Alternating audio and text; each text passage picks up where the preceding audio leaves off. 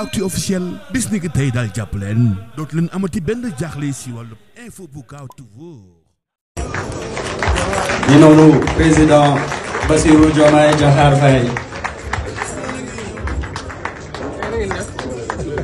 yow laa njëkk a nuyoo. nuyu rek mel na nuyu naa ñëpp. wala ngeen def. ñu ci bëri wax ñu bëri parce que ñu ngi liggéey mais ku nekk xam na boo taxawee ci balance bi lan mooy sa poids mais bon il paraît que ci politique nag ku nekk da ngay tooñ ku la mën pour bu la dóoree sax ñu mën a wax ne diw moo ko dóor ñu tuddaale la ci buñ koy tudd waaye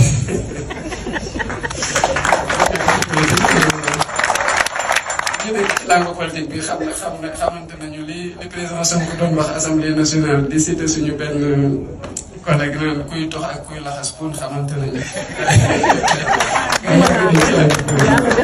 merci. axlan wa saxlan bienvenue du ay caxaan boo ko déggee lii la. lii mooy konkorom xeer a koy toj. lu wow kong la jërëjëf.